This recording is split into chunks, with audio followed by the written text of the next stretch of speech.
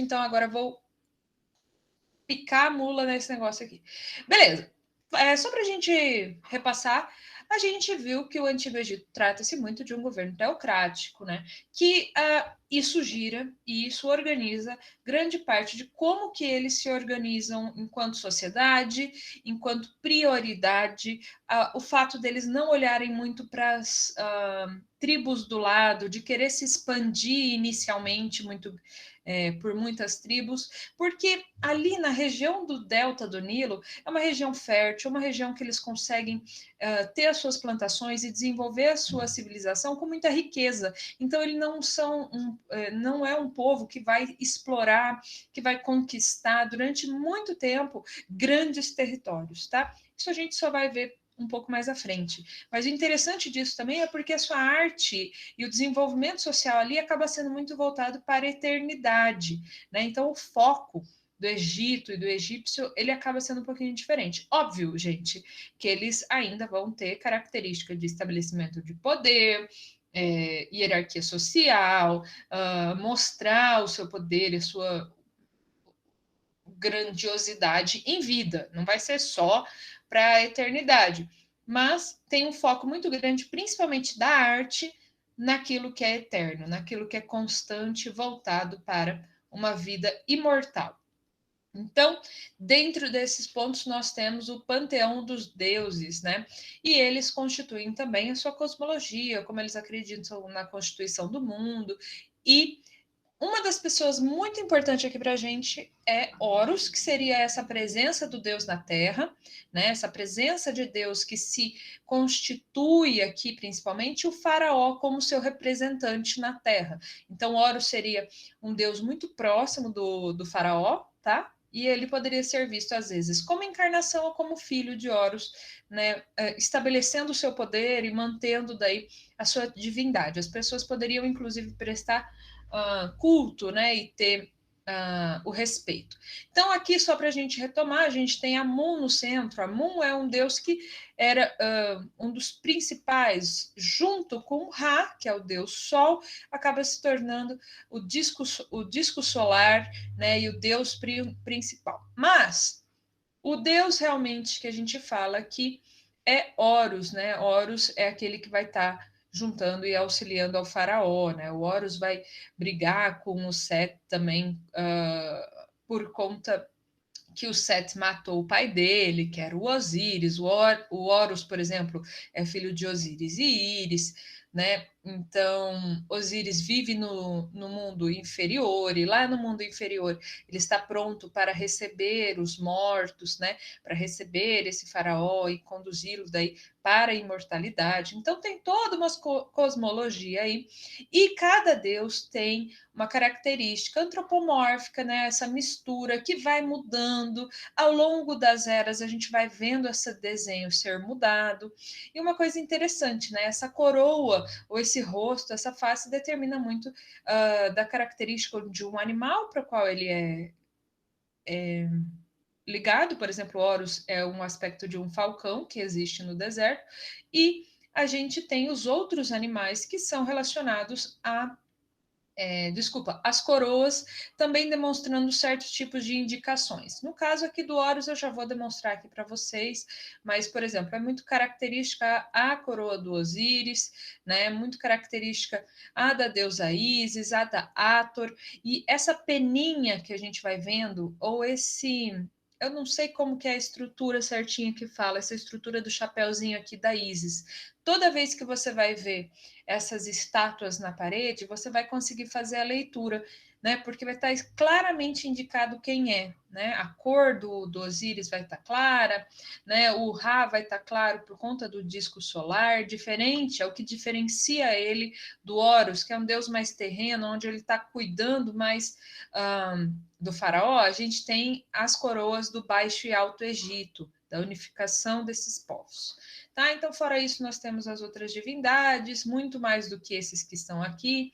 Aqui é só para ver. Falamos sobre o livro dos mortos, o processo do julgamento da alma dessa pessoa, né? Então, ela vai ser encaminhada por Anubis, né? O Anubis vai estar lá levando a pessoa ao julgamento, vai passar a ver se o coração dessa pessoa é mais leve do que uma pena da verdade, e se ele não for, ele vai ser devorado pelo demônio, né? Essa demônia da Amit, se não, o Tote vai anotar, ele passou, né? Então, ele vai ser encaminhado por Horus até Osíris, aonde nós temos aqui atrás Maat e Ísis, né? Olha lá o desenho da Maat e o desenho da Ísis, olha como elas estão ali. Então é facinho da gente identificá-las, né? Uma coisa legal que já dá para perceber aqui, né? Geralmente o homem é colocado com tons mais escuros e as mulheres são mais claras. Esses aqui são deuses homens, tá? Mas só para identificar para vocês, essa é a característica. Uma das coisas mais importantes que a gente tem aqui é a arquitetura tumular, de extrema importância, as paredes extremamente adornadas para a própria alma, né, e a personalidade do faraó conseguirem retornar e manter-se vivas, então, para eles se lembrarem das coisas e ganharem as dádivas também na vida eterna. Né? Então, isso é muito importante para eles. Essa mitologia é a mitologia que está para vocês disponível lá no Classroom. Nós vimos que essa arquitetura tumular foi um processo, um trabalho de desenvolvimento.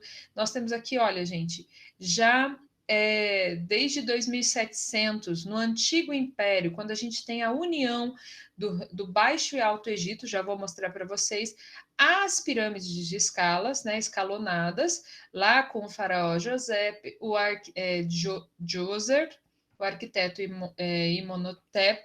Imhotep, muito conhecido também, próximo a Mênfis. Mênfis fica bem na região do Cairo, lá no delta do Nilo.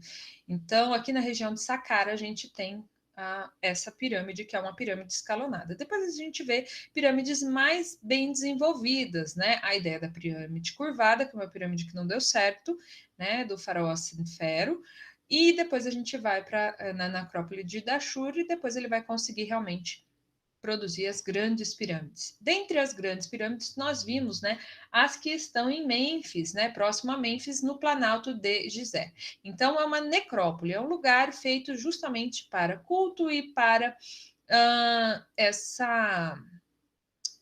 sepultamento do faraó, né? Então a gente vê como que havia também muita riqueza e muita possibilidade para os egípcios. E é considerado que ela não foi construída por escravos, mas por egípcios mesmo, tá? Então assistam o vídeo, não vou dar spoiler, mas é um sistema absolutamente fantástico que eu nunca tinha visto na vida. A forma como eles imaginam que possa ter, uma nova forma que eles imaginam que possa ter ocorrido para as grandes pirâmides. Eu vou só dar um pequeno spoiler, só para vocês ficarem com vontade. Pode ter incluído água, tá? Muita água. Mas vou deixar para vocês. Ou deuses, né? Deuses astronautas. E aí, a gente vai ver como elas acontecem em vários lugares. Já falamos que é um sistema bem estável, a pirâmide, né? Uma base quadrada com um pico triangular, diminuindo o seu peso conforme vai subindo, mas elas não eram as únicas formas, né? Eles tinham, além das pirâmides, as mastabas, que eram como se fosse trapézio, tá? Aqui a gente tem duas pirâmides menores, mas não tem mastaba, né? Deixa eu ver. Ó, são pirâmides menores, mas aqui tem uma superfície tipo trapezoidais, seriam as mastabas. As mastabas são para também outros tipos de personalidades, ou até mesmo para as esposas dos faraós, aonde você tem uma entrada na parte superior e daí você desce aqui para baixo reto e tem os cômodos onde ficavam as pinturas e onde ficavam a tumba, etc. O interessante é a mastaba e a pirâmide permaneceu durante muito tempo, mas no novo império a gente começa a já ver os hipogeus. Os hipogeus eram inicialmente os túmulos mais simples, fixados abaixo da terra como se fossem gavetas. Mas depois, quando a gente vê no Vale dos Reis, nós vamos ver os grandes hipogeus, que são justamente essas câmaras dentro da terra, onde você tem um grande volume de salas, e nessas salas ficam os tesouros dos faraós. tá? Alguém já chegou a ver, né? Eu falei para vocês sobre esse túmulo da Hatshepsut, que fica no Vale dos Reis. A gente já vai ver um pouquinho mais sobre ele. Olha que legal, ó, a gente tem aqui a pirâmide de Saqqara, que está um pouco abaixo de Mênfis, e um pouco acima aqui de Mênfis nós temos Gizé. Então, ela fica justamente, essa parte aqui de Gizé está justamente na cidade do Cairo, né? E aqui para baixo nós temos os templos de Karnak e Luxor, que vão fazer parte da segunda parte do Segundo Império, tá? E o Vale dos Reis. O Vale dos Reis vai ficar para o lado de cá, tá? E o final vai até o Forte de Iburém, vai até o Templo de Ramsés II, que é a conquista da Núbia ao final aqui do Nilo. Uma coisa interessante, o Nilo ele vai nascer lá embaixo. Agora eu esqueci o país onde ele nasce. Namíbia? Eu posso estar falando errado, tá? Agora eu esqueci certinho. Mas ele nasce onde a gente tem o Lago Vitória, numa altura super alta, assim, é um dos lagos maiores que a gente tem ali na África. E ele desce até o Mar Mediterrâneo. Então, essa região superior vai ser conhecida como Baixo Egito, essa região superior, essa região inferior aqui para a gente, ao sul, vai ser conhecida como Alto Egito, porque ela é mais alta e a outra é a mais baixa, o delta.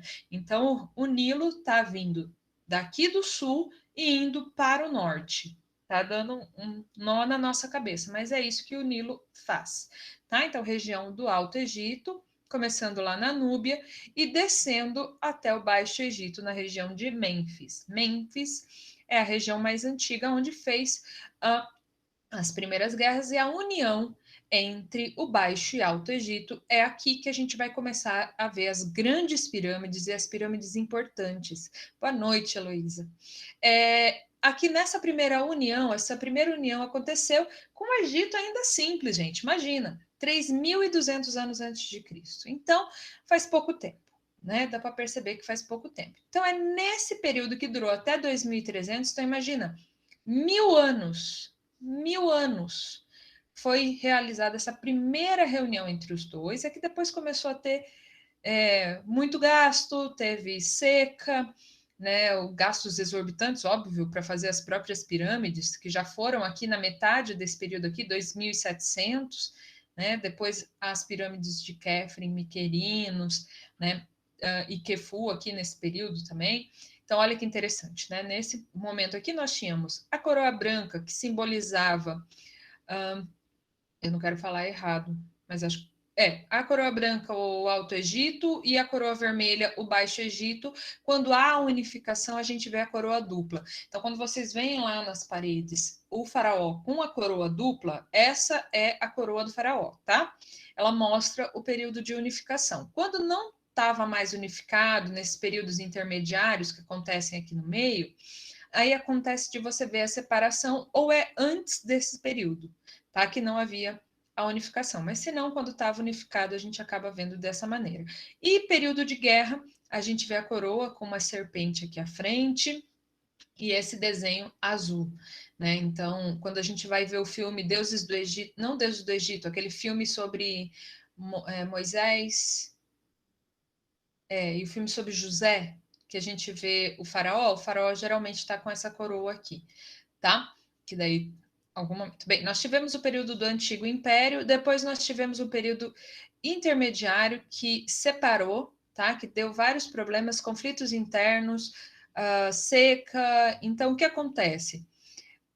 A capital do Egito, ela desce aqui para a região do Alto Egito e ela vem para Tebas, tá? Então, ela sai, Mênfis está pobre e começa a vir para Tebas, mais aqui no centro do governo. Então, nessa região aqui vai começar daí a surgir o Médio Império. O Médio Império é interessante para a gente porque ela muda oficialmente a capital para Tebas, tá? Então, na região de Tebas, a gente vai ter a construção do Palácio de Luxor, né? É aqui nessa região que a gente tem também a construção do Vale dos Reis. Mas o Vale dos Reis vai começar aqui no final, tá?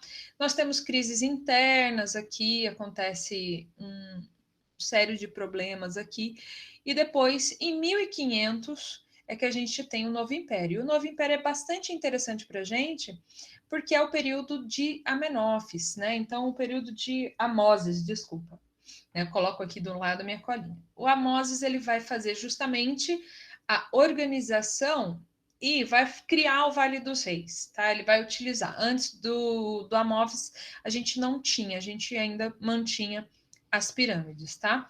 Ele vai conseguir expulsar tribos que invadiram, né? Nesse decaimento de poder, gente, várias tribos vão invadindo o Egito. Por mais que ele continue a existir, mas mais ele está pagando imposto para os outros do que realmente sendo a grande nação. E nessa expansão do Amenófis, ele vai conquistar, inclusive, até a Síria e o norte da África. Então, um caminho bem interessante aí. Então, olha lá que interessante. O que a gente consegue perceber? A gente consegue perceber aqui a coroa do faraó e a união dos dois, né? A união do Alto e Baixo Egito, né? A gente vê esse palácio aqui, que seria justamente o templo de Luxor, né? Um templo para fazer as oferendas, tal, com a imagem de quem? A imagem do faraó, né? Então a gente tem aqui a imagem do faraó Ramsés II, que veio depois, dinastias depois do próprio Amoses, tá? E aqui o templo de Abu Simbel, olha que lindo esse acabamento fantástico, tem. Nós vemos aqui que provavelmente já há alguma divisão, né? E lindo, ó, a gente vê aqui, por exemplo, dá para a gente ver aqui o faraó, dá para ver vários exemplos. E também, vocês estão vendo uns quadradinhos aqui e tal, ajudam a manter as malhas, tá? As malhas que nós falamos.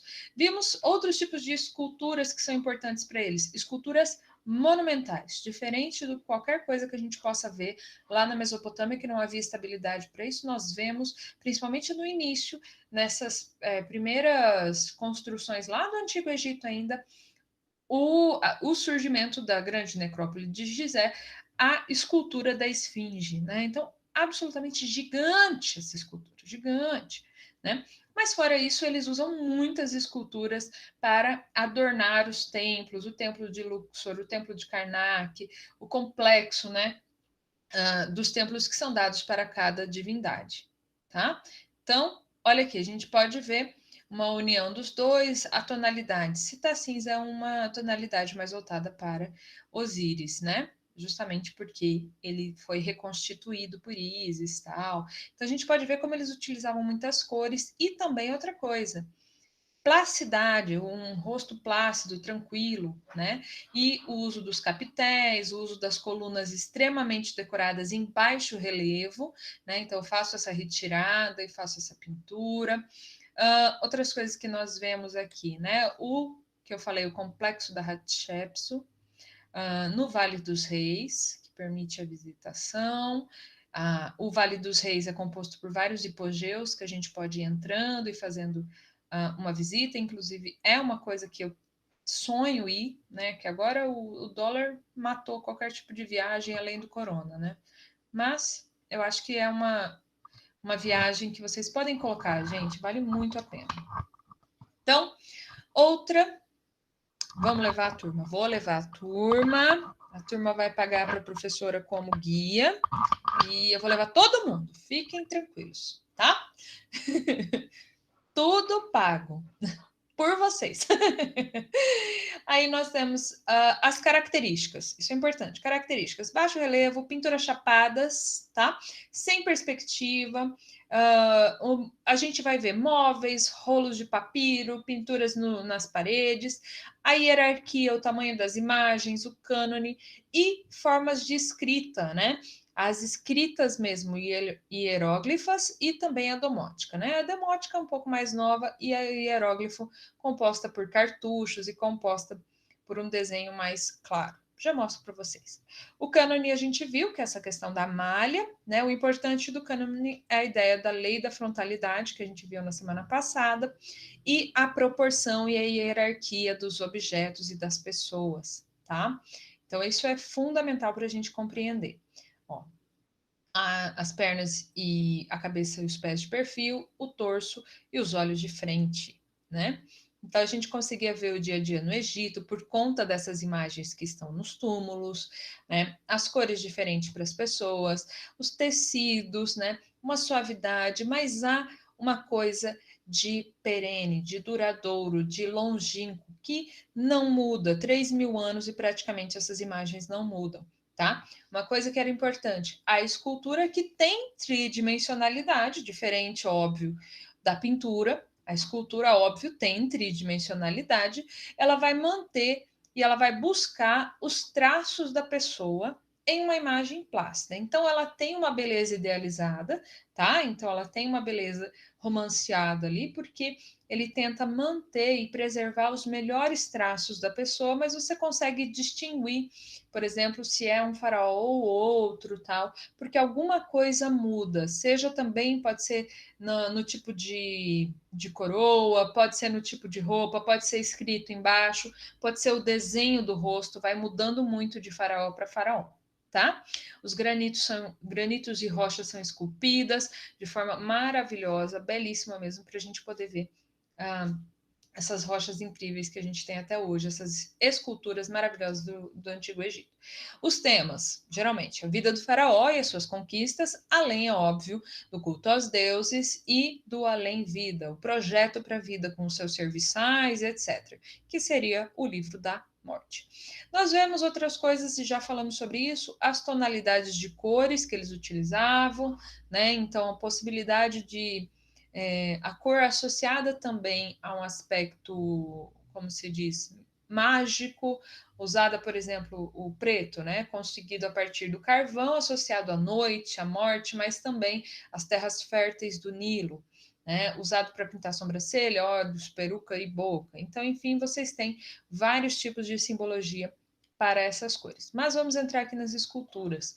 Olha que trabalho primoroso, olha que vontade de mostrar a musculatura, mas de uma forma, né, com uma estética muito linda, muito, olha a perfeição dessa orelha, por exemplo, né? Mas ela é durável, né? Tá estática, é para o resto da vida, não se move, não tem emoção grande nessas imagens, ela está plácida.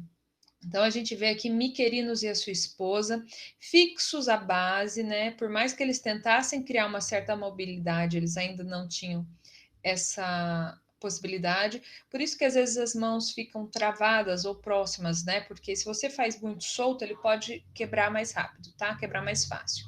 Mas olha o desenho do corpo e a gente percebe uma certa leveza, olha que sutileza e capacidade do escultor em fazer, por exemplo, os joelhos passando pelo tecido, o próprio seio passando, a barriga.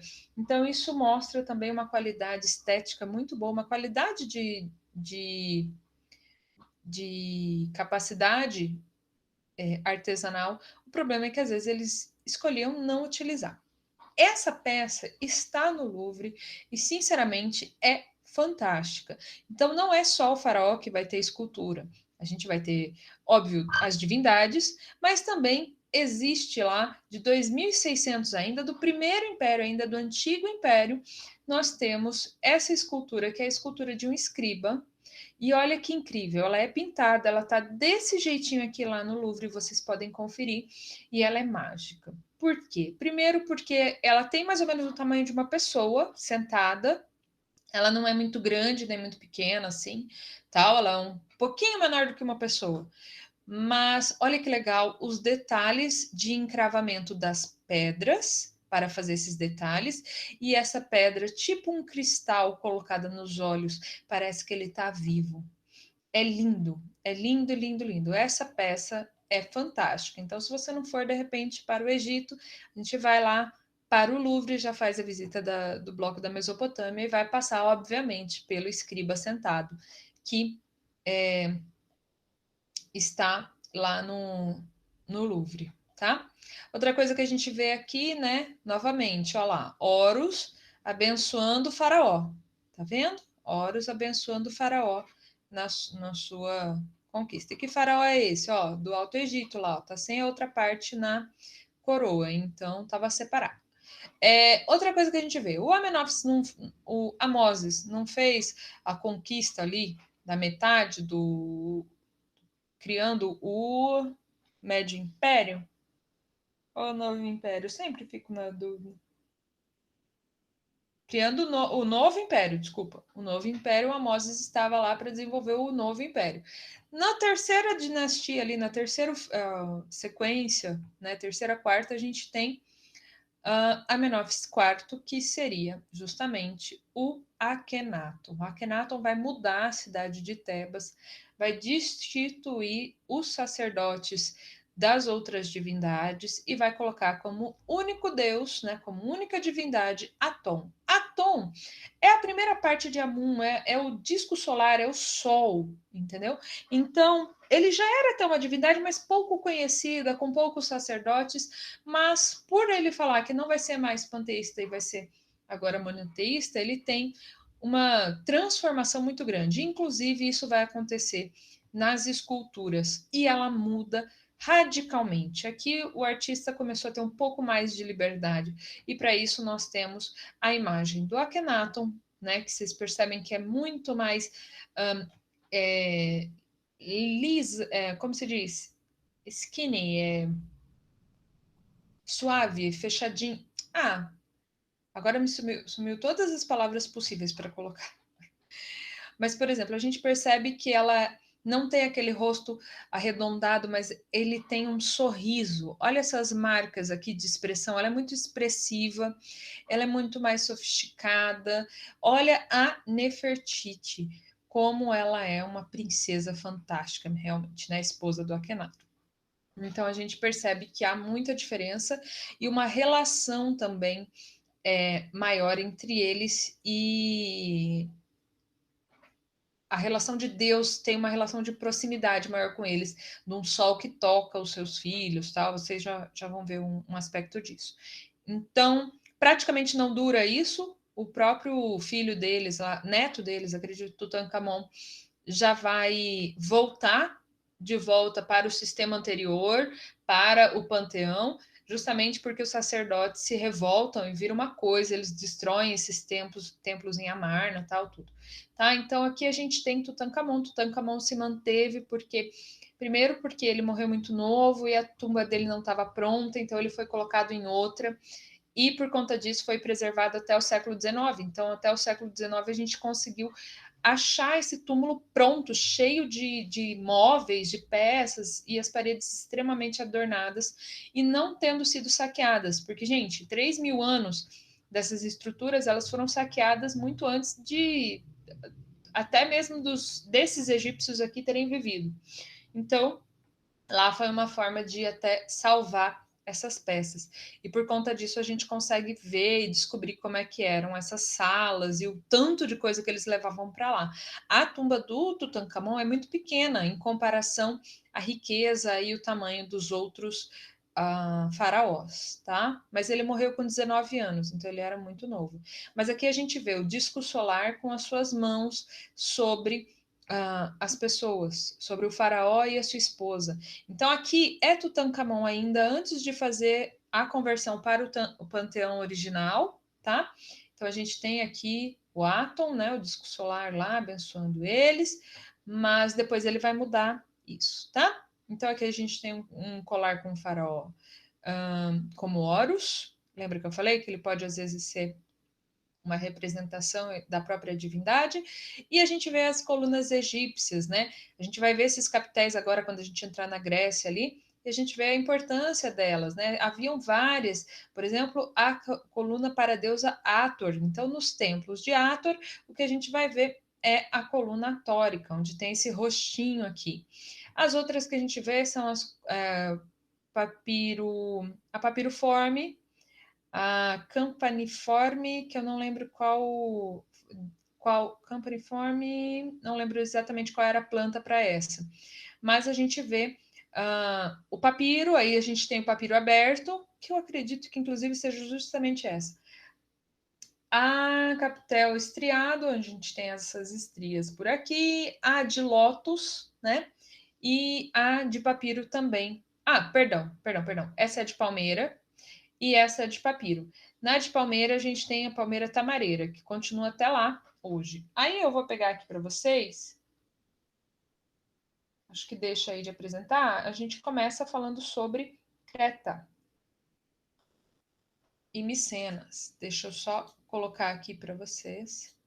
Alguma dúvida ali sobre os egípcios? Não, professor. Mas é fantástico, não é, gente? É uma civilização absolutamente incrível, com muito a ser conhecido, muito a ser vivido e experimentado. Acho que você viu a descida do Nilo? Então, quando estava chegando lá no final, quando os egípcios estavam já no final do Novo Império, tal, o que acontece? Eles começam a ser invadidos novamente, mas por crises internas, eles vão começar a ser invadidos tanto pelos persas, por outros povos que estão ao seu redor, mas eles vão ser invadidos pelos persas, e uma vez os persas dominados pelos macedônios, lembra lá o Alexandre o Grande? Falei para vocês. O Alexandre o Grande domina aquela região e os como se diz, os gregos vão daí tomar posse, esses macedônios vão tomar posse do norte do Egito. Ao tomar posse dessa região, o que acontece? Você vai ver a influência daí das peças que eu passei para vocês no vídeo sobre as máscaras, né? Essas máscaras lá de Fayum. Nessas máscaras de Fayum, o que vocês vão ver? O rosto de uma pessoa grega que vivia na sociedade egípcia, que já é o período ptolomaico, né? O período da Cleópatra, né? A Cleópatra vai ser a última faraó, né? Vai ter um pega para capaz. Vocês podem ver depois o vídeo para compreender um pouquinho mais como foi isso, tá? Mas é nesse período também, no período onde os romanos vão começar, o período ptolomaico, daí já sem os macedônios, período dos romanos, a Cleópatra vai tentar se juntar com Júlio César morre, né? E daí ela vai ficar com Marco Antônio, e Marco Antônio perde, daí Cleópatra se mata, e daí acaba o Império Egípcio. Vai ser dominação romana ali, até a queda dos impérios e a invasão otomana, a invasão árabe ali também, nas Darida e todas ali para aquela região. Mas, enfim, o interessante da gente pensar é que essa civilização conseguiu influenciar muitas, né? Pela sua característica, pelo seu desenho e também por conta da sua durabilidade, da manutenção daquilo que permanecia constante, tá? Então, vocês estão vendo essa minha outra apresentação sobre Creta e Micenas? Está aparecendo aí? Sim. Ótimo. Beleza. Por que é interessante a gente entender do Egito junto a Creta e Micenas? Por quê? Porque o Egito, durante certo período, eu não falei que havia vários conflitos internos? Então, entre conflitos entre faraó ou outros faraós que se levantavam e falavam, não, faraó sou eu, nós temos um faraó que vai pedir de Creta e de Micenas, vai pedir dessa região da Grécia que venham mercenários. E esses mercenários vão ser influenciados nesse período de guerra pela própria arte que eles vão perceber no Egito. Essa arte vai levar para lá, eles vão voltar depois, óbvio, para a Grécia e vão desenvolver muito da sua arte a partir do que eles aprenderam com os egípcios. Mas como os egípcios são travados, vai ser exatamente o contrário. O grego é solto, o grego evolui, ele não está ligado a essa ideia da eternidade que o egípcio tinha. Então, vamos começar a compreender quem são os tais dos gregos, né? A civilização grega em si, realmente, ela não pode ser considerada, essa Grécia antiga, né? Eram cidades-estados, mas o princípio, antes que ela se formasse, já ainda, né, há 6.000 anos atrás, as ilhas que estão ali naquela região que formam o arquipélago ali, elas eram habitadas já. Os povos já trabalhavam com metais nessa região de Creta, na ilha de Creta, que está abaixo ali, entre o Mediterrâneo ali, a parte continental da Europa e o Mediterrâneo e o Egito, tem a ilha de Creta. Então, ela era habitada há mais de 6.000 anos. Algumas civilizações ali passaram por ali, mas a que ficou, que é conhecida, é a civilização minoica de 2600 a 1460. Não se sabe muito sobre ela, a parte de escrita dela não é um codec que ainda está muito bem compreendido. O que a gente sabe, a partir principalmente do Palácio de Iconossos, né, que inclusive está lá no Assassin's Creed da Grécia, agora você pode ir e vai ver essa cidade, é justamente a civilização minoica. A civilização minoica, ela tinha uma habilidade muito grande de comércio, de trabalho com metais, de vinhas, né? Então, ela conseguia trabalhar com outras regiões e fazer essa troca entre eles. Por fazer isso, esses cretenses tinham uma capacidade muito grande de trabalhar com cobre, bronze, ouro, prata. Então, eles fabricavam muitos objetos nesse sentido. Possuíam uma arquitetura extremamente colorida. Então, aqui vocês podem ver parte do Palácio de Conossos, a pintura também bem colorida, tá? Tons fortes, tons terrosos, o mar sendo marcado lá, coisa mais linda, tá? E eles criaram daí, olha, o grande Palácio de Conossos, né? Acredita-se que ele era um espaço realmente muito grande. Óbvio, né? Depredado por muito tempo, tal. Então não sobra muita coisa. Isso aqui é uma projeção de como ele teria sido. O legal dessa civilização é que essa civilização não são os gregos, tá? Eles eram diferentes, assim, era um povo que vivia lá antes e morreu. Ele teve ou foi subjugado por outros povos, ou também foi perecendo ao longo do tempo. Mas é legal que a gente pode ver aqui nesse palácio, que são antes dos poemas homéricos, antes das ideias fundamentais dos gregos. A gente tem, olha lá, ó, os golfinhos aqui, uma ligação muito clara com o mar, divindades femininas muito importantes, né? E olha aqui, ó, a Grécia está aqui. Aqui é o Palácio de Conossos, e toda essa região aqui faz parte da Grécia, tá? Toda essa região já é habitada. Então, é nessa área aqui que a gente vai ver, na área de Creta, a civilização minoica, a principal civilização do período pré-homérico. Nós vemos também outras cidades aqui importantes. Nós temos Atenas aqui nesse lado amarelo. Vocês estão vendo o meu mouse? Na região de Ática, aqui, olha, a gente tem Atenas. Nós temos Esparta, uma região mais de agricultura aqui embaixo, e nós temos aqui cidades como Corinto, Micenas, né, aqui nessa outra região. Aqui também fazia parte, depois, do que ficou conhecido como os povos gregos. Aqui estão os jônicos, né? Nós temos também os dóricos, que são os primeiros templos, seriam dos dóricos, e a Macedônia, olha lá, ó, de onde vai vir o Alexandre o Grande, tá aqui em cima.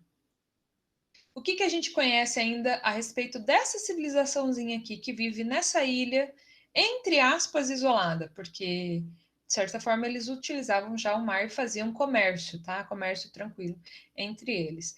A gente percebe que ela tinha um tipo de escrita, a questão é que a gente não consegue decifrar, né? Porque não tem uma relação clara do que significa, por exemplo, uma florzinha. Imagina um emoticon que você não sabe o que significa, fica perdido. Hoje, imagina para a gente ler algo que tem mais de milhares de anos, né? Então a gente vê, olha, as cores que faziam a agricultura, tal, que utilizavam uma influência aqui, olha, gente, uma influência egípcia para o seu desenho, mas tinham características próprias, uma certa leveza, né, para o seu povo.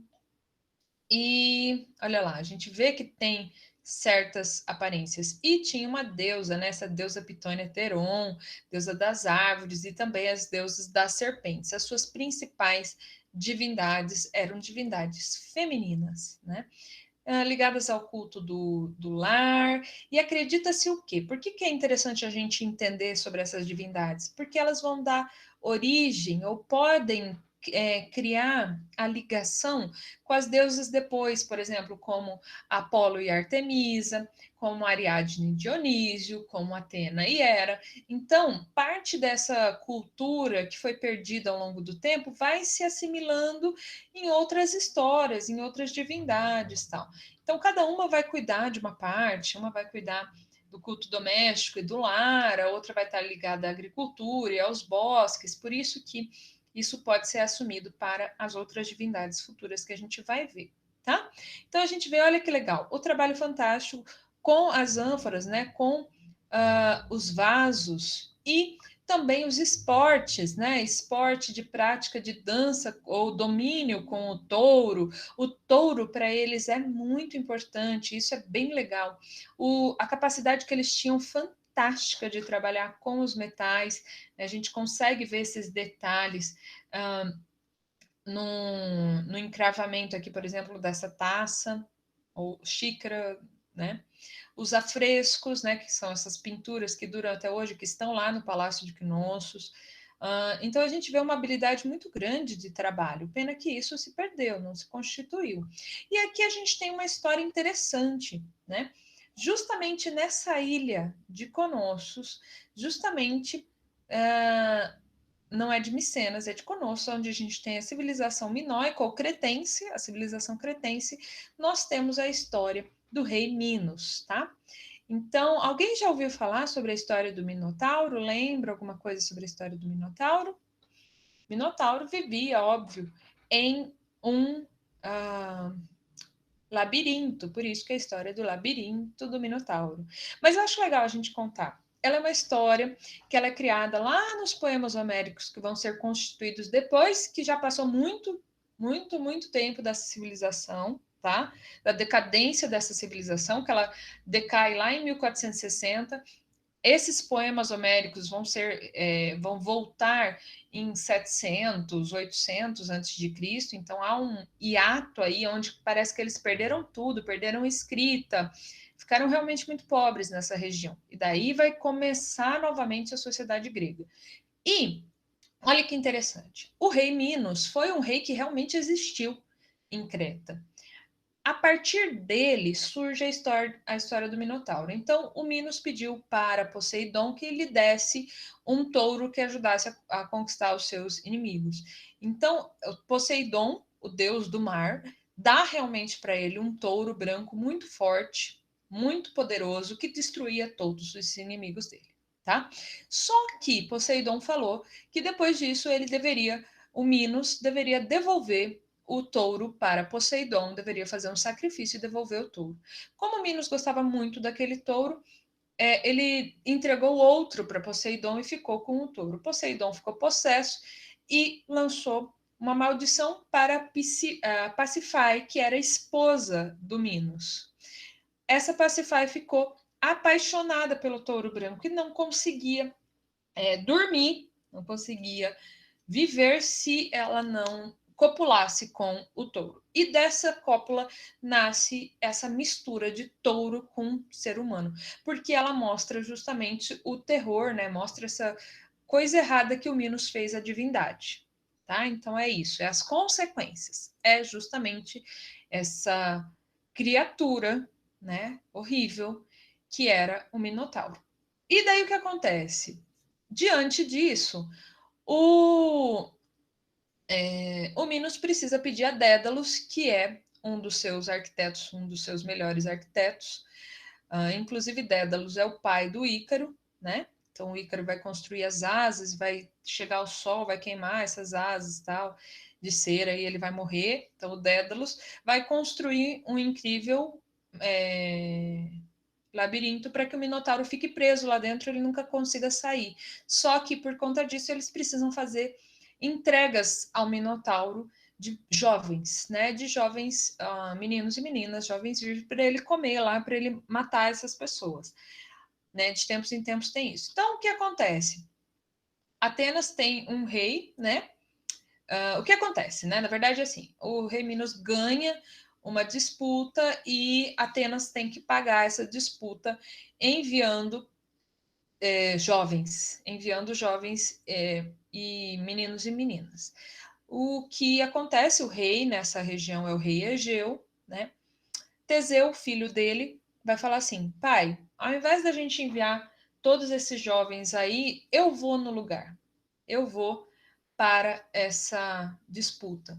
E ao fazer isso, ele tem a sua grande narrativa histórica, onde ele vai se inspirar em Hércules, ele vai passar por umas outras histórias lá, tal, tudo. E quando ele chega lá, para derrotar o Minotauro, ele encontra a Ariadne na porta. A Ariadne é a filha do Minos, e os dois se apaixonam, assim, e ela dá uma dica, ela tece para ele um fio, e com esse fio ele consegue marcar por onde ele estava indo, ele consegue derrotar o Minotauro e consegue sair de volta, né? Então, a gente tem a história de como ele mata, tem todo um lance de como que ele foi astuto e conseguiu destruir o Minotauro. Então é assim que começaram as histórias, cada escritor também ia mudando essas histórias, mas a gente pode ver como elas vão se mesclando, né? Pessoas que realmente existiram, com temas mitológicos, os deuses sempre influenciando as pessoas, né? Semideuses como Hércules,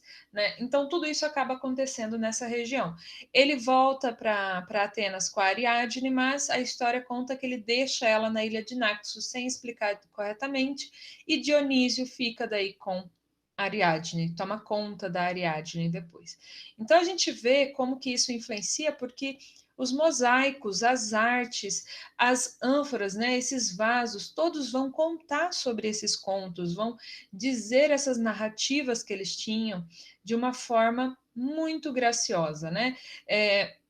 Sempre buscando contar cada vez de uma maneira mais espetacular. Então, primeiramente, a gente vai ter a pintura, é uma das primeiras partes de arte que os gregos vão desenvolver, e depois, obviamente, a escultura e a arquitetura vai se desenvolver de maneira incrível, além, óbvio, dos mosaicos que nós estamos vendo por aqui, né?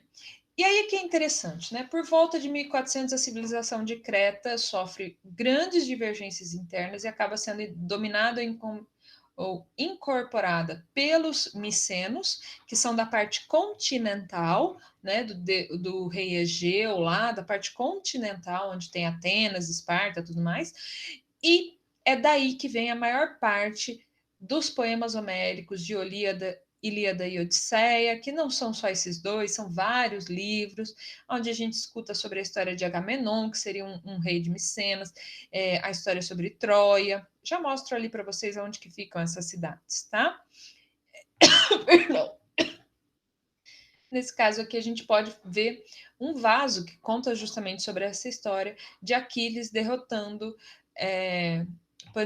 Pantesileia, né, uma amazona troiana.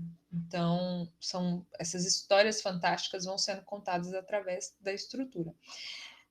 Não vou contar o tema da Ilíada e da Odisseia, mas posso depois passar para vocês, só para a gente não se alongar nisso. Mas os poemas homéricos, eles contam justamente sobre essas literatura fantástica deles, mas que são os mitos fundadores. Contam sobre como que as coisas aconteciam e tem sempre um padrão de verdade, um padrão, uma lição de moral.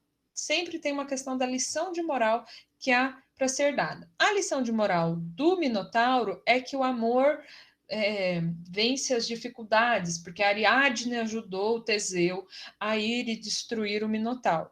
Só que ao mesmo tempo que isso acontece, quando o Teseu vai lá, ele abandona. Então a gente fica se questionando realmente como que eram os valores e as lições de moral para aquele período, né? Mas para assistir, quer entender um pouquinho, não está exatamente daquela mesma forma, mas para entender um pouquinho dos poemas homéricos, a gente tem o filme Troia, né? Se vocês quiserem, vocês podem ver. Tem muita crítica com relação a como foi feita a história no filme Troia. Alguém já viu, gente, o filme Troia com o Brad Pitt? Nós temos o Paris, né, na região de Troia, justamente. Então tá, mas olha que interessante, né? Os poemas homéricos, eles vão acontecer muito tempo depois. Vamos entender aqui, por volta do século VIII, tá? 1400, assimilação para Micenas. Perdem o texto, perdem a habilidade de quase tudo. A sociedade vai começar do zero, tá?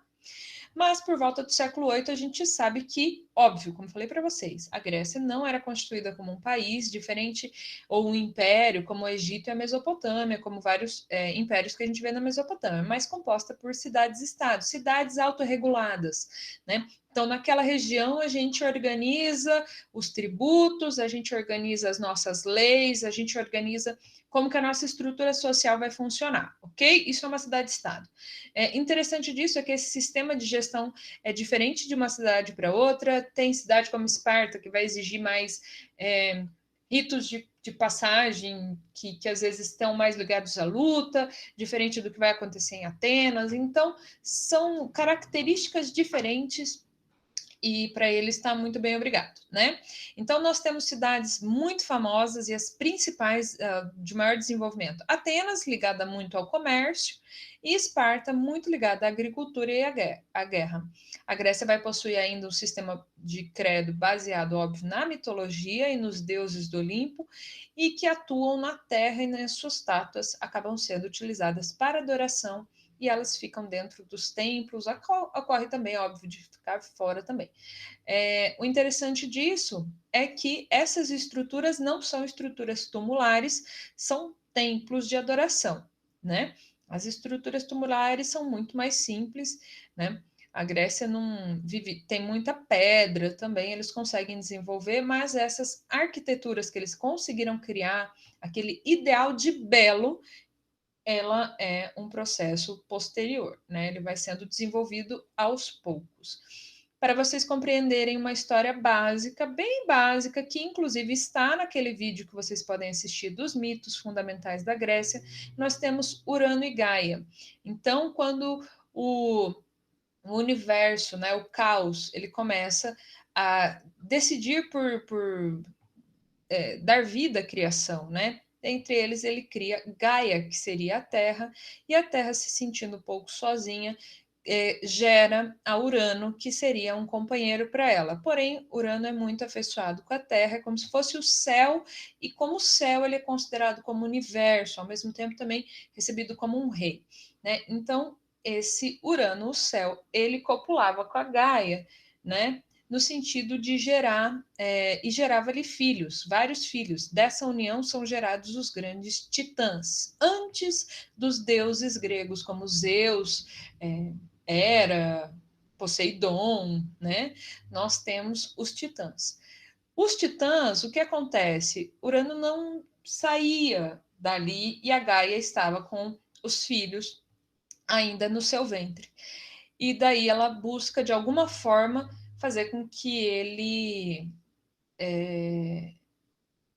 pare isso, né? Ela não se sente bem nessa situação por conta até das crianças né, que ele impede, porque ele acha que um desses filhos irá dominá-lo.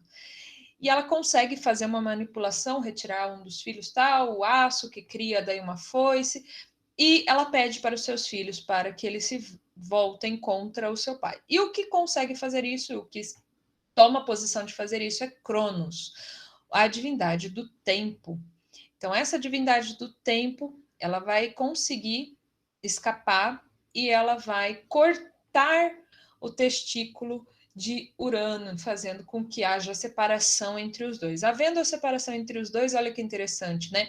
A bruma o testículo de Urano vai cair no mar, e essa bruma ela vai se tornar Afrodite, mostra a deusa da fertilidade, do amor também, ela surge a partir daí. Então, ó, né? Afrodite vem daí. E Cronos, assim como Urano, que teria essa sensação de que seus filhos iriam traí-lo, Cronos também passa pela mesma questão. Cronos, por ter traído ao seu pai, também tem essa sina de que será traído pelos seus filhos. E por conta disso, ele vai comer todos os filhos que nascem com a sua esposa. E ao fazer isso, ele vai sempre comendo o filho dele, né? Para que nenhum deles se volte contra ele. Só que a esposa dele vai decidir uma artimanha para que ele não faça mais isso, e ela dá pedras para ele, e ele se confunde, consome essas pedras e as crianças nascem. Dessas crianças nascem dessas crianças. Não é criança, né, gente? Não é criança. Nascem os principais deuses do Olimpo: Zeus, Poseidon e Hades. Zeus, aquele que domina os céus, né, os deuses, e vai sobrepor o Olimpo, Poseidon dos mares e Hades do submundo. O interessante de Zeus é que ele vai conseguir justamente, através de várias artimanhas, através de uma junção com os irmãos, fazer justamente a destituição dos titãs. E ele vai conseguir, de uma forma incrível, destruir a todos os titãs, fazer com que Atlas, por exemplo, fique, por conta de ter perdido para Zeus responsável por segurar e manter a terra na sua plenitude, no seu estado, né? E os demais vão se dividir daí depois em termos de poder. Então, Zeus vai ficar como deus do Olimpo, e vai ficar responsável pelo Olimpo, Poseidon vai ficar responsável pelos mares, e Hades, que fica com ciúme por conta de onde ele foi colocado para ficar, mas ele vai ficar com o submundo, o reino dos mortos. Aí, gente, tem vários deuses que vão surgindo, várias histórias que vão surgindo daí. Nós temos deuses e semideuses, não vamos entrar nela. Mas o principal é a união, né, gente, de Zeus e Hera. Hera sempre muito ciumenta porque Zeus traía ela o tempo todo. Então a gente vê uma falhabilidade nesses deuses, né? E isso é crítico, né? Então, Ares é filho de Hera, mas a gente vê uma crise muito grande justamente por conta disso, né? E aqui a gente vê como essas divindades, elas apareciam nas representações escultóricas, né? Então, Artemis com a caça, nós temos Ares com a guerra, Apolo com a lira e também ele era do sol, Atena com a questão da inteligência, Afrodite com a beleza, né? E os demais, né? Tem vários aqui que a gente pode citar brevemente.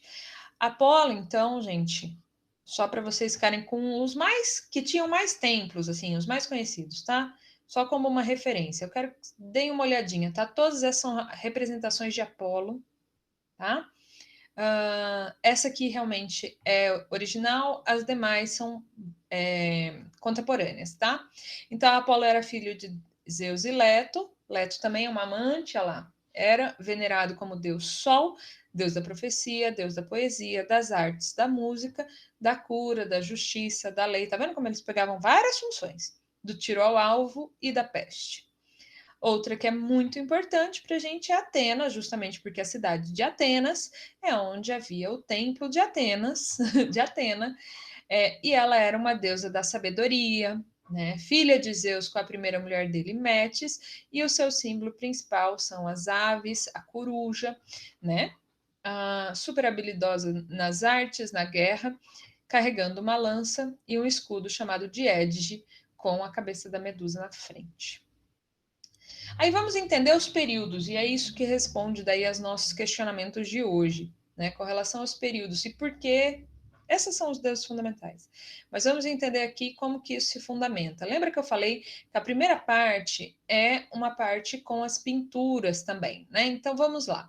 A primeira parte que a gente realmente tem, que a gente considera de períodos da arte grega, é o período pré-homérico, né? Micenas e os cretenses, aonde você perde parte desse conteúdo, principalmente, né, no 1500 anos atrás, 1400, 1300 anos atrás. Muito bem.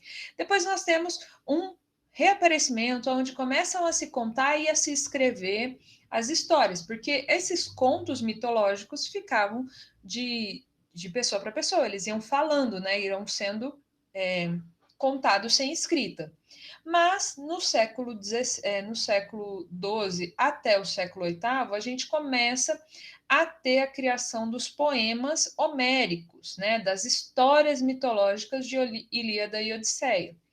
Depois disso, nós temos no século VIII até o século VI o surgimento da polis, a ideia das cidades-estado gregas, de Atenas, de Esparta, de Corinto. Então, essas cidades começam a se estabelecer, e aqui a gente vê uma influência muito grande do Egito, tá? É esse tipo de escultura aqui que a gente vai começar a ver. Vê como ela lembra aquela do Miquerinos. Já vou mostrar para vocês. É nesse período aqui que a pintura já está bem desenvolvida até nos vasos, tá? Começa a se desenvolver primeiramente nos vasos, mas nós vamos ter nesse período arcaico as grandes organizações da Grécia. O que vai ter nesse momento aqui? Nós temos as guerras pérsicas. Tá? Então, o que são as guerras pérsicas? Lembra que a gente tem a expansão da Pérsia lá na Mesopotâmia? Ela vai ir em direção à Grécia para tentar também dominar a região da Grécia, né? Para expandir o seu território. E dentro dele, nesse caso, a gente tem Xerxes, né? Xerxes representado claramente pelo Rodrigo Santoro, né? Então, um grande imperador persa, né? Vindo para fazer a dominação. O que acontece? Ali nós temos duas batalhas muito importantes, dentro das várias que aconteceram, que é a Batalha de Termópilas, que é a Batalha do 300, aonde Atena não chega para ajudar Esparta, e Esparta tem que se defender, né? A gente tem... não, desculpa, falei errado? Não, isso. A, é, é isso mesmo. É a do 300 ali, de Termópilas, onde eles conseguem expulsar os Xerxes, mas o Xerxes tenta de novo, tá? E daí a gente tem a Batalha de Maratona, que é aquela ideia de que um rapaz saiu correndo lá para avisar a cidade que o Xerxes estava chegando, e daí conseguiu, ele foi correndo sem parar, e daí ele conseguiu com que os exércitos também expulsassem o Xerxes. Quem ganha nessas batalhas, quem consegue apoio de outras comunidades e consegue fazer uma união de todos para defender aquela região, acaba sendo Atena como o pivô disso. Por isso que ela acaba se tornando uma capital, e as outras regiões, por mais que tivessem ainda uma característica própria, acabam, como se diz, pagando tributos para Atenas e servindo, de certa maneira, ali a Atenas, tá? Então ela se torna uma capital daí dessa conglomerado de cidades, né? Nós temos ali um princípio.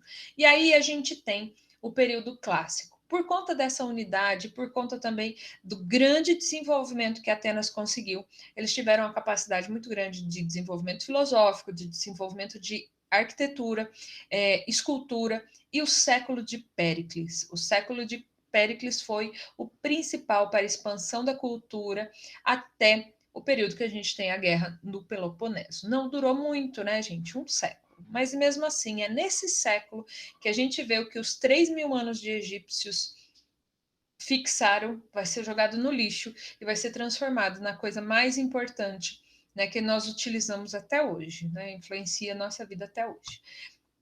Após esse período, o que acontece? Corinto não aceitava essa coisa de ter que ficar pagando nada para Atenas, vai influenciar Esparta, Esparta que já não gostava de Atenas de jeito nenhum, e elas vão entrar em guerra. As duas entrando em guerra durante algum período, não se resolve nada. Não se resolve nada, uma vez uma ganha, outra vez outra ganha, só que elas perdem, né? Todo mundo perde. E quem ganha com isso são os macedônios que estão acima. Os macedônios daí vão vir e conquistar toda essa região, né? Toda a região, e daí eles vão criar um período de império, né? Um período de dominação, e o grande império da Macedônia, que é o grande império do Alexandre o Grande. Na verdade, quem vai fazer isso primeiramente é o pai dele, né? Alexandre o Grande já está com o império montado. O que o Alexandre o Grande vai fazer?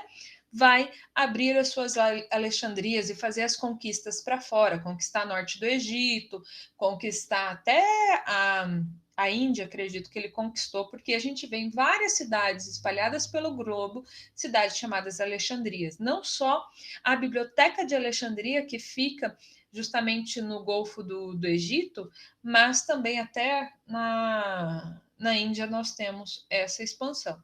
Esse domínio macedônio vai durar aí também os seus 200 anos lá, não dura muito tempo, porque depois que o Alexandre o Grande morre, divide um pouco o Estado, e isso vai enfraquecendo. Divisão sempre acaba dando uma enfraquecida.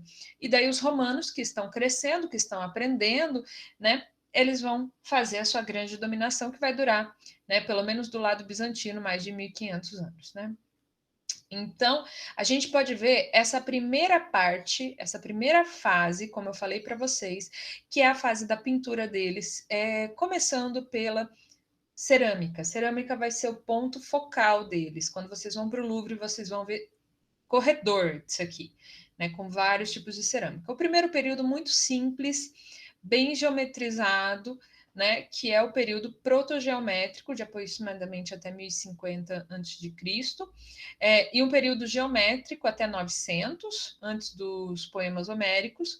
Depois a gente vai ver o estilo arcaico, E as pinturas negras ali, olha, de aproximadamente 750, 750, 600, aqui a gente tem a pintura onde o corpo é negro.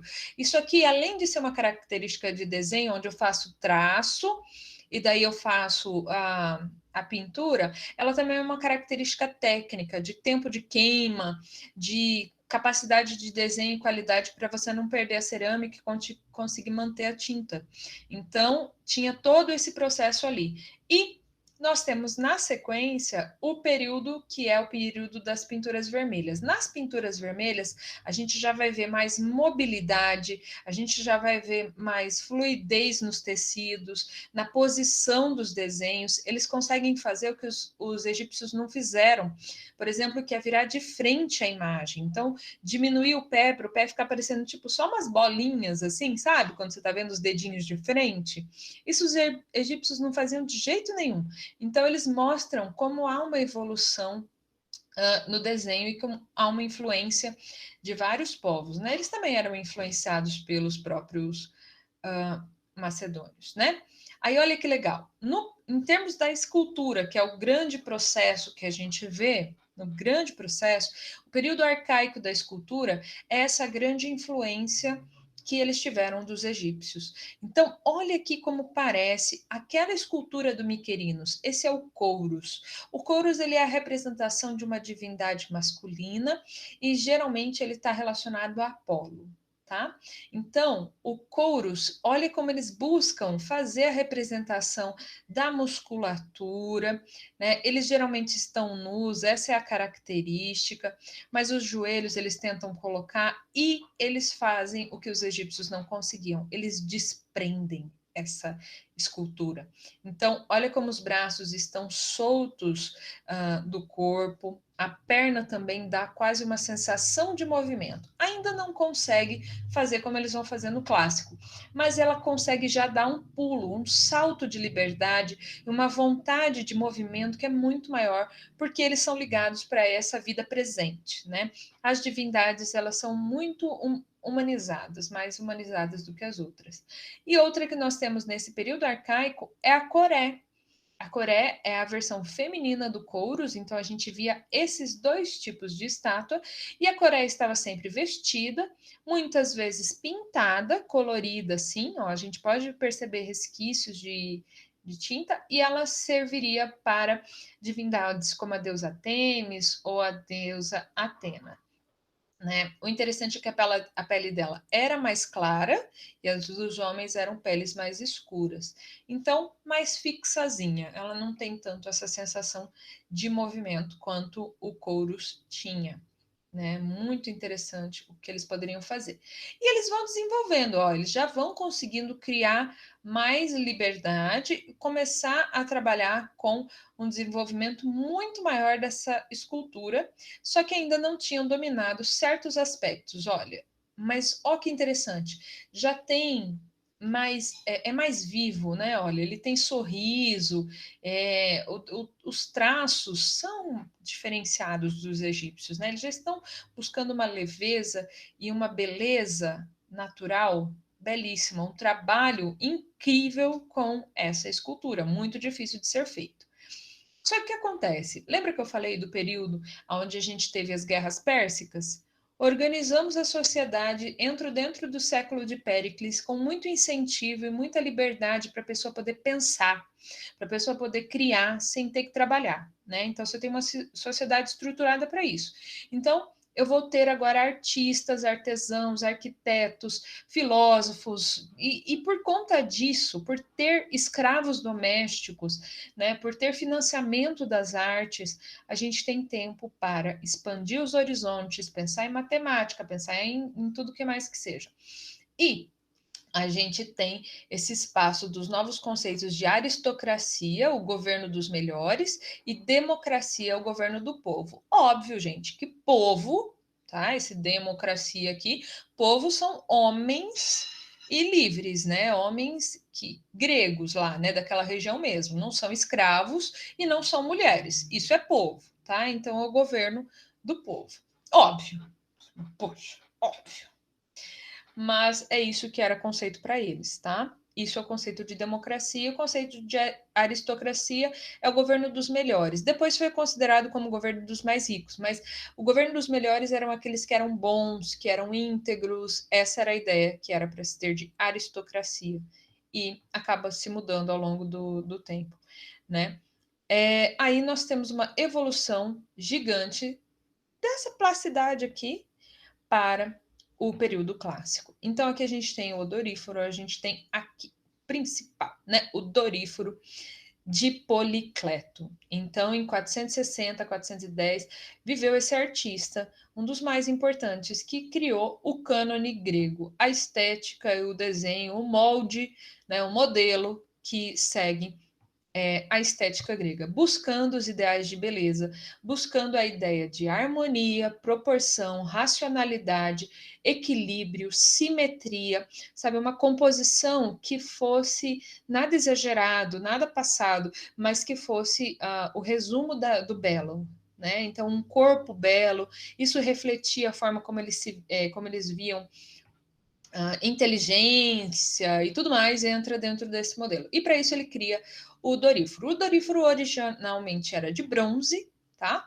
Então a maior parte das esculturas gregas eram feitas no bronze, porém elas se perderam ao longo do tempo, elas foram derretidas, né, e viradas a armamento.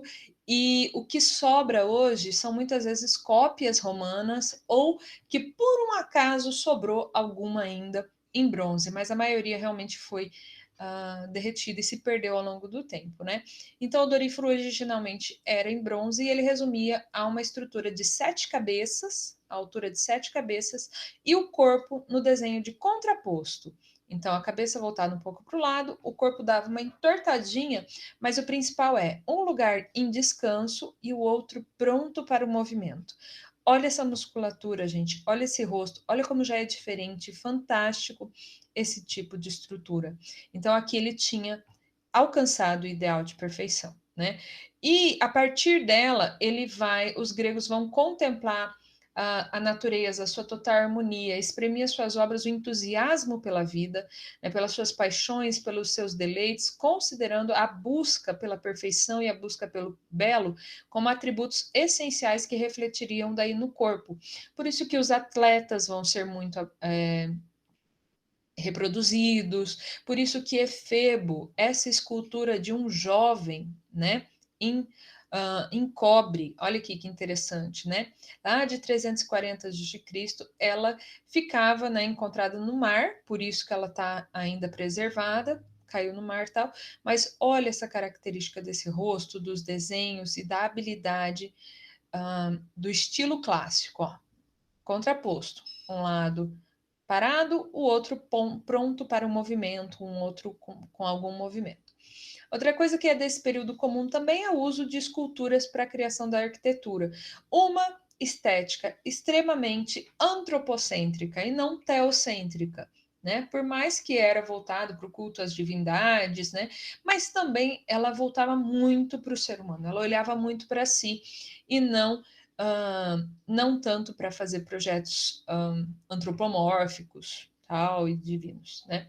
A gente vê muito essa relação antropocêntrica com racionalismo, inteligência, o bem-estar da sua sociedade, aproveitamento da vida presente.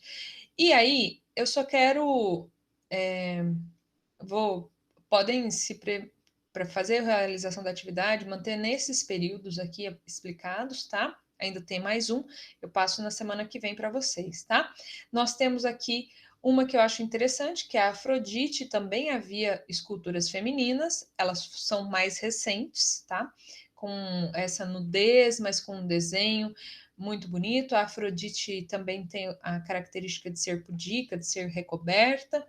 E olha aqui, a gente tem o discobolo mostrando um homem em uma posição de um exercício, por exemplo, de uma atividade como as Olimpíadas, que começam justamente na Grécia, né? Aqui são outros que são os registros dos bronzes de Riace, também clássicas, olha, tudo clássico. Por mais que, mas tá com a perna separada, mas ainda é clássico, tá, gente? Olha, ele tá plácido no rosto. O outro que nós vamos ver em contraste a isso, só para a gente finalizar, é o período helenístico. o período helenístico foi um período de contraste, foi um período de posição do Império da Macedônia. Então, por ter a característica de império, a teatralidade vai ser forte, forte mesmo nessa região e nessa época. Então, a gente tem aqui a escultura de Laconte, que está inclusive no Louvre. Você pode ver como eles são estirados, puxados, mais emotivos, sabe? A musculatura tá contraída, então a gente percebe que há um desenvolvimento escultórico fantástico, mas ela sai daquele ideal do belo para um ideal mais teatral, um ideal mais como se eu estivesse vendo essa coisa agora, né? Então essa é a característica do período helenístico, né? E a gente vai fazer sequência falando sobre o período helenístico na próxima aula. Não esqueçam, por favor, aqui ó, é uma representação do período helenístico sobre a Guerra de Troia e Laconte e seus filhos enviar essas sofrendo aqui com as cobras enviadas para matar os seus filhos, tá? Essa é uma cópia romana do século 40, mas existia uma original de bronze. Então os romanos se inspiravam bastante. Pessoal, importantíssimo, até mesmo para que a gente não fique correndo aqui dentro da aula, consiga dar tudo. Eu preciso que vocês estejam na nossa aula às 9, né? Então a gente perde ali uns 10, 15 minutinhos esperando vocês se organizarem para chegar. Então, na próxima aula, peço todo mundo com o texto lido, tá? Por favor. E também para a gente começar bem certinho no horário, beleza, gente? Posso contar com vocês? Fechou, professora. Maravilha. Então, façam o estudo, vejam os vídeos que são, gente, muito melhor do que eu falando, sinceramente, são incríveis.